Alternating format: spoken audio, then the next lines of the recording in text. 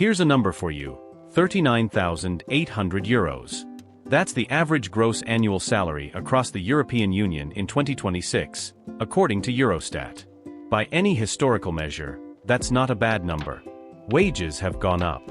Governments have announced pay rises. Inflation, officially, is easing. So why do millions of Europeans feel poorer than ever? Why is rent eating people alive? Why are young adults in their 30s still living with parents? Why does getting ahead feel like a concept from a different era? Today we're going to answer that, not with anecdotes, but with data. We're going to break down the actual salary reality across Europe in 2026, expose the gap between what people earn on paper and what that money actually buys, and explain why the system is structurally stacked against ordinary workers. Let's get into it. First, let's establish the baseline. Because Europe is not one economy, it's 27 very different ones bundled together under one flag. At the top of the salary ladder, Luxembourg sits alone with an average gross monthly salary of around 7,000 euros. That's not a typo. Luxembourg's dominance comes from its financial sector, its multinational presence, and a tiny population that keeps wages competitive. Right behind it, Switzerland at roughly 6,800 euros, driven by pharma, precision engineering and finance. Then the Nordic countries, Denmark, Norway, Iceland, all sitting above 5,000 euros, backed by strong labor unions and resource wealth. Ireland clears 5,000 euros as well, largely because it became the European headquarters for half of Silicon Valley. Then you hit the core Western economies. Germany, France, the Netherlands, Austria, all landing in the 3,500 to 4,500 euros range in gross terms. Move south, and the numbers start dropping. Italy and Spain clock in at roughly 3,000 to 3,200 euros gross per month. Economies built on tourism, agriculture, and manufacturing rather than high-value services. Then there's the East. Poland, the Czech Republic, Estonia, all rising fast due to foreign investment and a tech boom, but still well behind Western peers. And at the very bottom, Bulgaria, where the EU minimum wage as of January 2026 is just 620 euros per month. That's not the average, that's the legal floor. Now here's the critical thing to understand about all of these numbers. They're gross. Pre-tax. Before anything is deducted. And in Europe, those deductions are substantial. Europe is famous, or infamous, depending on who you ask, for high taxes. And the data backs that up. In countries like France, Belgium and Germany, combined income tax and social contributions can consume 40 to 50% of a worker's gross salary at average income levels. What does that mean in practice? Take a German worker earning the national average, roughly 4,200 euro gross per month. After income tax and social security contributions, they're likely taking home somewhere between 2,500 euros and 2,800 euro net. That's the real number. That's what they have to pay for rent, food, transport, and everything else. Now, to be fair, those taxes fund something. Germany, France, and the Nordic countries provide universal healthcare, heavily subsidized childcare, pension systems, and robust unemployment protection.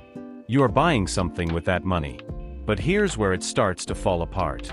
The cost side of the equation, especially housing, has grown far faster than either wages or the value of public services. And that is where the feeling poor problem originates. This is the core of the story. Everything else is context. Housing is the mechanism by which ordinary Europeans are being financially hollowed out. Let's start with one shocking data point from the EU Council. In Lisbon, the average resident is expected to spend 116% of their salary on rent for a city center apartment, more than their entire take-home pay. In Barcelona and Madrid, that figure sits at 74%. Milan and Rome, 72% and 65% respectively.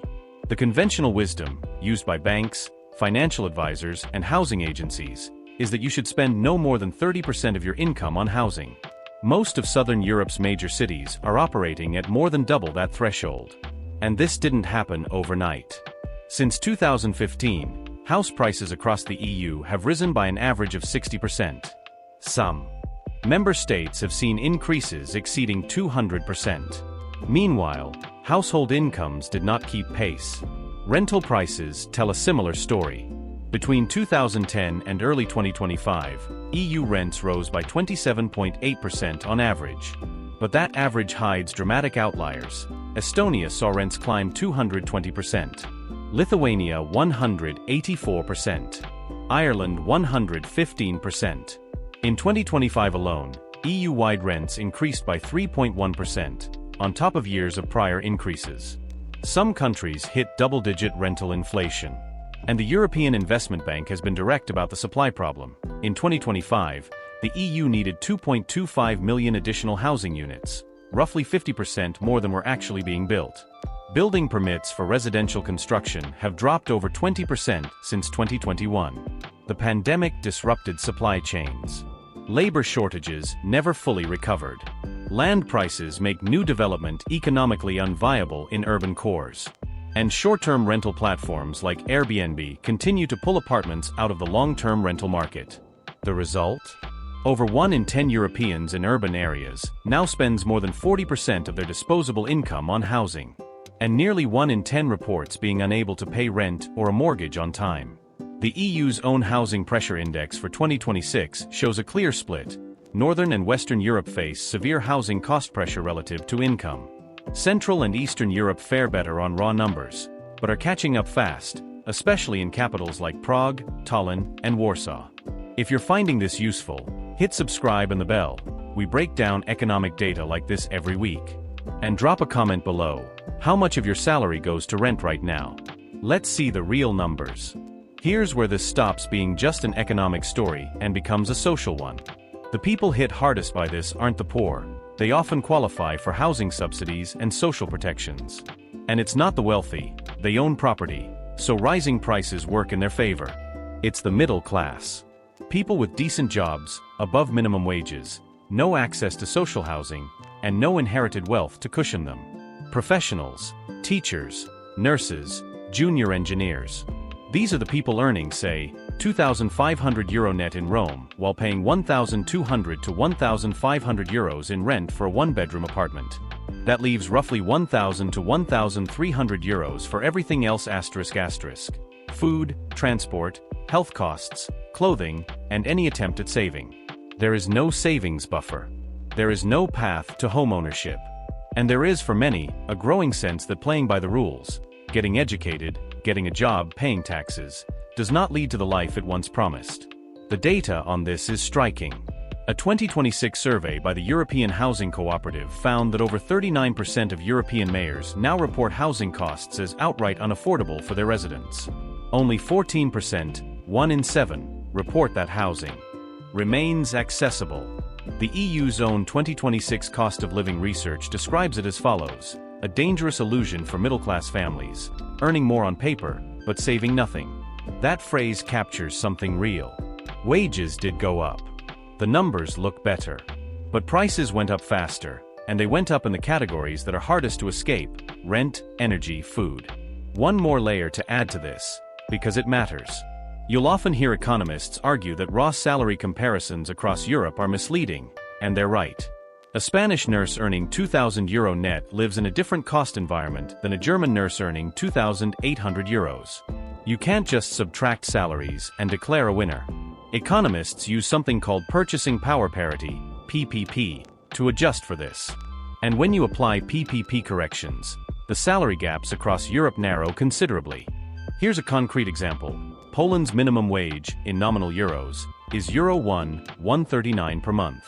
But in purchasing power terms, accounting for the fact that Poland is significantly cheaper than Germany or France, that translates to roughly €1,500 equivalent. Not great, but meaningfully better than the headline number. So lower-wage Eastern European countries do benefit from lower costs. And for now, that partially compensates. But here's the catch: that advantage is eroding. Rent inflation in Eastern Europe has been among the fastest on the continent. Warsaw, Prague, Tallinn. Capital city rents are now converging toward Western levels, while wages haven't caught up. The window where you could live well in Eastern Europe on a modest local salary is closing. And for Western Europe, PPP cuts the other way. Yes, salaries are higher in Germany or the Netherlands, but so is everything else. High housing costs, higher services costs, higher taxes. The net purchasing power improvement for a German worker versus a Polish one is smaller than the gross salary gap suggests. To be fair, this isn't being ignored. The EU appointed its first-ever Commissioner for Housing in 2025, and in December 2025, the European Commission released its Affordable Housing Plan, a framework calling for increased construction, redirected cohesion funding, and new investment vehicles. The European Parliament followed in March 2026 with its own proposals, pushing for member states to at least double housing funding. A special committee on the housing crisis has had its mandate extended through July 2026. The European Investment Bank committed to roughly €10 billion in housing investment over 2 years starting in 2025. These are real commitments. But analysts and housing advocates are clear.